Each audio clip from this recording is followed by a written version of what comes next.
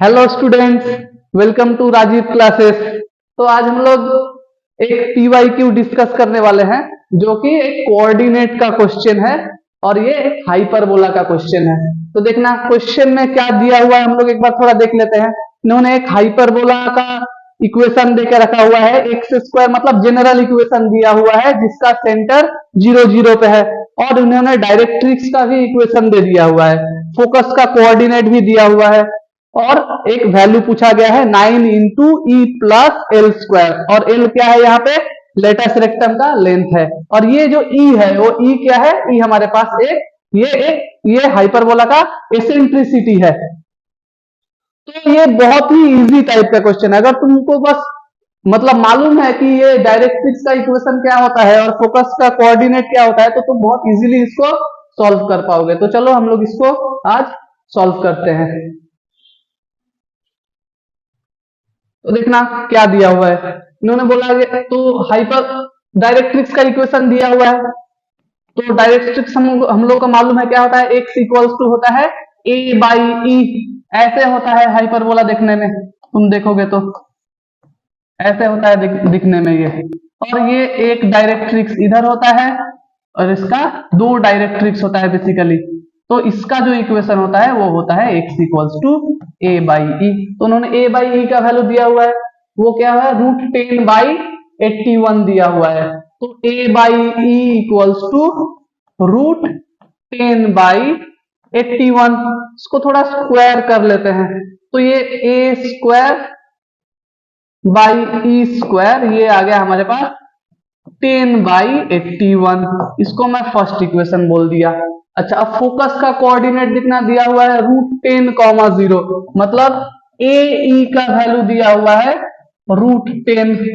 अच्छा, तो ए स्क्वायर हो गया, ये ई स्क्वायर हो गया, इसका वैल्यू 10 हो गया, सेकेंड इक्वेशन। अच्छा, इन दोनों को मल्टीप्लाई कर देते हैं। मल्टीप्लाई करने पे हमको मिलेगा a⁴।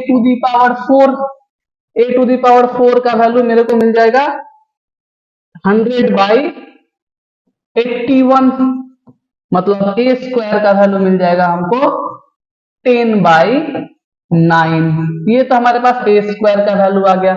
कहीं एक जगह सब्सटीट्यूट करते हैं, इधर सेकेंड इक्वेशन में इसको ले जाकर सब्सटीट्यूट करते हैं, तो मेरे पास क्या मिलेगा, ए स्क्वायर मतलब 10/9 into e square equals to 10।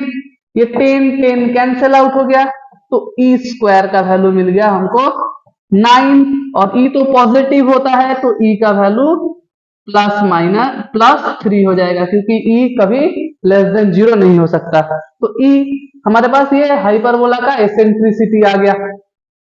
अब हमको निकालना है लेटस रेक्टम का लेंथ।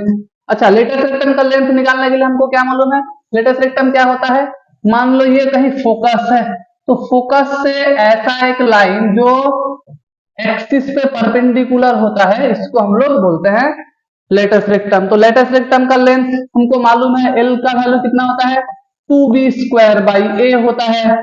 एल का वैल्यू तो मेरे को बी और ए का वैल्यू चाहिए, ए तो ऑलरेडी मैं निकाल चुका हूं। ए का वैल्यू कितना है मेरे पास, √10/3 है। ए का वैल्यू हमारे पास है √10/3 है। अच्छा, मेरे को बी का वैल्यू चाहिए, तो ई स्क्वायर कितना होता है, 1 + b²/a² होता है। अच्छा, ई स्क्वायर का वैल्यू 9 है, 9 - 1 है 8 बन गया, इक्वल्स टू b²/a² आ गया।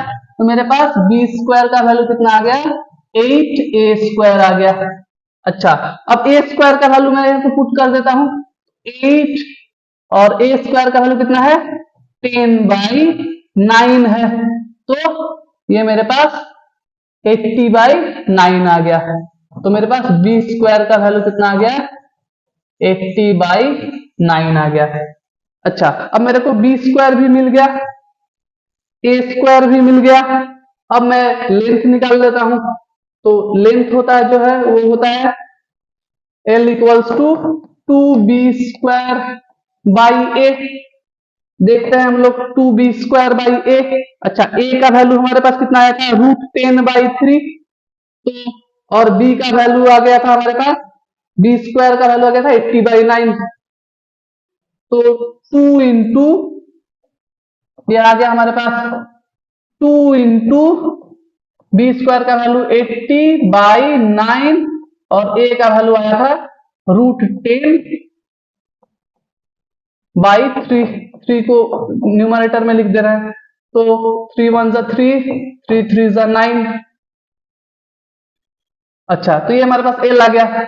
अब मेरे पास पूछा है 9 times E plus L square का वैल्यू, तो 9 इंटू ई का वैल्यू और एल स्क्वायर का वैल्यू कितना हो जाएगा, इसको थोड़ा स्क्वायर कर देते हैं, तो ये आ जाएगा मेरे पास 4 इंटू 80 इंटू 9 इंटू 10। एक 0 से 0 कैंसिल आउट हो गया, तो ये आ गया मेरे पास 9 ई का वैल्यू था 3 और इधर से हम लिखेंगे 8 8 जा 64, 256, 2560/9 और ये आ गया हमारे पास 27 और ये 2560, तो ये आ गया 2560 और 27 मतलब 87, 2587 हमारा करेक्ट आंसर है, ऑप्शन 4 ये हमारा करेक्ट आंसर हो गया।